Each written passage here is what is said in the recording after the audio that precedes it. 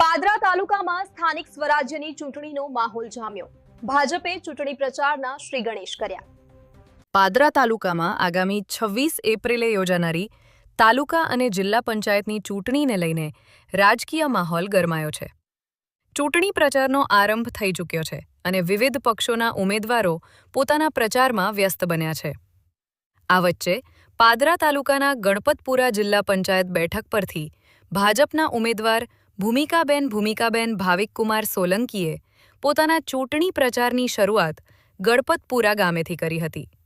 આ પ્રસંગે પાદરાના ધારાસભ્ય ચૈતન્યસિંહ ઝાલા ખાસ હાજર રહ્યા હતા અને તેમણે ઉમેદવારને સમર્થન આપતા પ્રચારને ગતિ આપી હતી. સાથે જ ગણપતપુરા જિલ્લા પંચાયત બેઠકના ભાજપના ઉમેદવાર તેમજ તાલુકા પંચાયતની સાંગમા, દરાપુરા, સરસવણી અને ગણપતપુરા બેઠકના ઉમેદવારો પણ પ્રચારમાં જોડાયા હતા. ગામમાં પહોંચતા જ સ્થાનિક ગ્રામજનોએ ધારાસભ્ય અને તમામ ઉમેદવારોનું ઉષ્માભર્યું અને ભવ્ય સ્વાગત કર્યું હતું.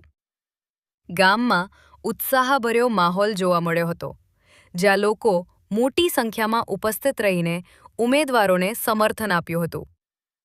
ચૂંટણી પ્રચાર દરમિયાન ભાજપના ઉમેદવારોએ રાજ્ય અને કેન્દ્ર સરકાર દ્વારા કરવામાં આવેલા વિકાસલક્ષી અને પ્રજાલક્ષી કાર્યોને પ્રાથમિકતા આપી હતી.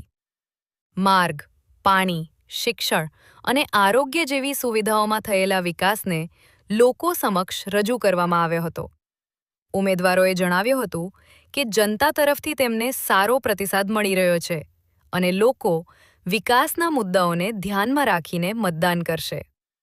આ સાથે તેઓએ આવનારી ચૂંટણીમાં વિજય મેળવવાનો આશાવાદ પણ વ્યક્ત કર્યો હતો.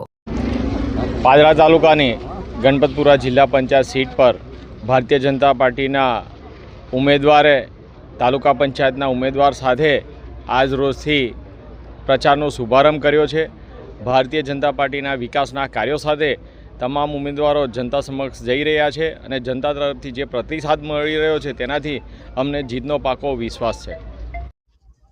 10 ગણપતપુરા જિલ્લા પંચાયત ભારતીય જનતા પાર્ટીએ મને વિશ્વાસ રાખીને ટિકિટ આપી છે, તો મને આશા છે કે મારા ગણપતપુરા જિલ્લા પંચાયતમાં આવતા સર્વ મતદારો મને મત આપીને વિજય બનાવે તેવી હું આશા રાખું છું.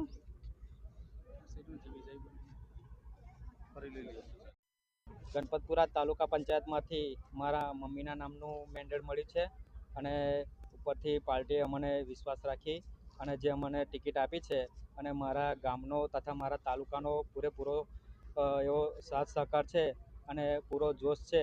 એટલે હું આ ટિકિટને મારું કમળ કરું તે ગાંધીનગર સુધી પહોંચાડી અને ભવ્યથી ભવ્ય વિજય બનાવીશ. અમારી તાલુકા અને જિલ્લા પંચાયતના તમામ ઉમેદવારોનો વિજય થાય છે અને તમામ ઉમેદવારો ફૂલ જોશમાં પ્રચારમાં છે અને અમારો વિજય નિશ્ચિત છે.